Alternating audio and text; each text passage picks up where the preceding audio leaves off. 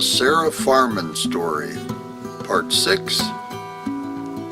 After Jeff had gone, Sarah was left with her thoughts. She was walking on air again. Jeff is so smart. Jeff is funny. Jeff is so handsome. Jeff, being a gentleman, was now, for the time being, dropped from his description. She was sure it would be a temporary demotion due to you-know-what, and her name starts with the letter M. Sarah slept well that night, dreaming cozy dreams. Monday came and it was back to work.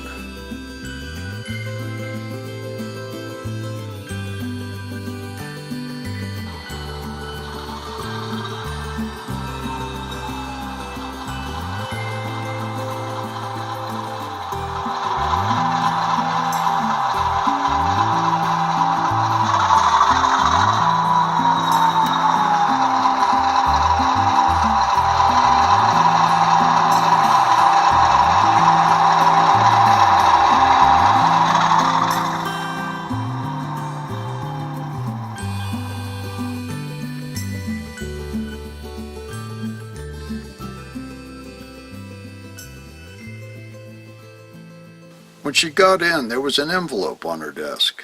It was from the owner. It said, "Dear Miss Farman, we have noticed that you have an eye for quality and style. You've been quite an asset to Fred Simpson, and the quarterly statements for your store have improved since you joined us. We would like you to help us evaluate a new supplier who has a factory based in Italy. If you are in agreement, we would like to send you to their factory and advise us of your opinion. Your travel arrangements will be made by my assistant, Daniel. Please let him know your decision. Thank you, Chief Executive Officer, Fred Simpson." She was speechless. "I've worked hard and they noticed. I have a knack for this. I can spot shoddy quality from a mile away and they noticed. How wonderful to get the chance to travel at the company's expense to Italy. I have never been there. How exciting." She decided to wait a day until she called Daniel. It was difficult holding back because she was so excited. The next day around 10 she called. Yes, she was free to go. Yes, she would travel on Sunday. Yes, coach class was fine. It was set. She would leave from the Manchester airport and would need to travel by train to get there. Then when she landed in Milan, she would take the train to Florence. Her heart was pounding, traveling all by herself for business. Yes. The week seemed like a whirlwind. Packing, unpacking, packing again, repacking. She called her dad and talked to her grandmother. She called Jeff. He was not quite as excited for her as she had hoped. He said he had finished restoring the Morris E and wanted to drive over to show it to her. She said it would have to wait until she got back. She assured him everything would be fine and they could have another day together the first weekend after she returned.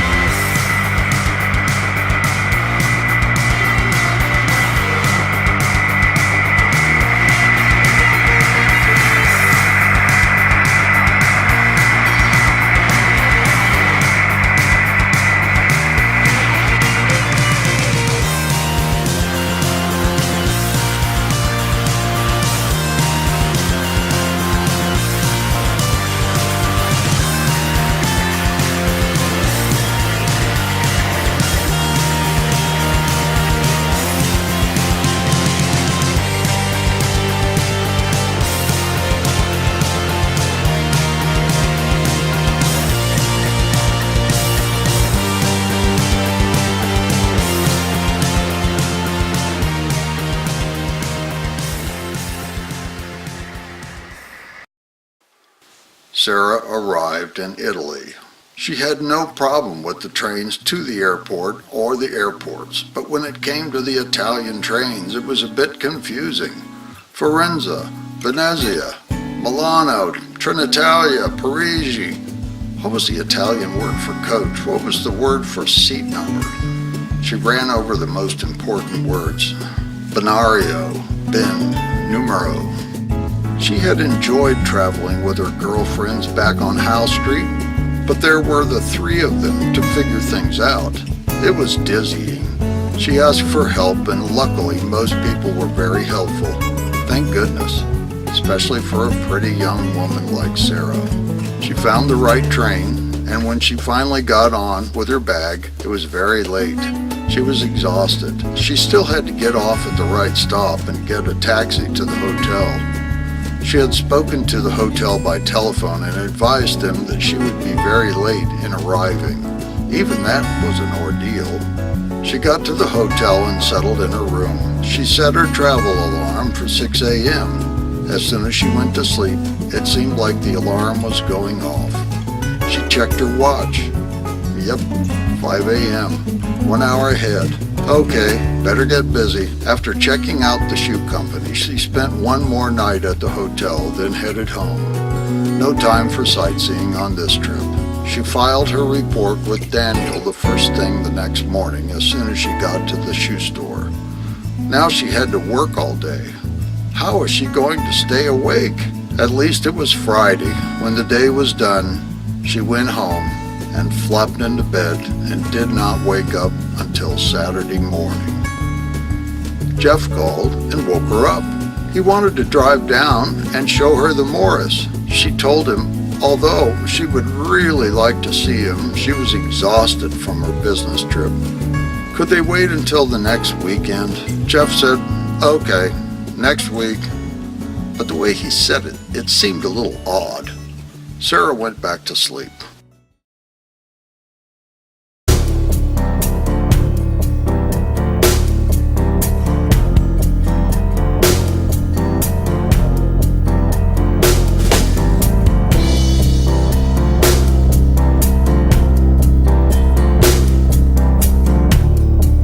Monday morning it was cold and rainy as she headed to work.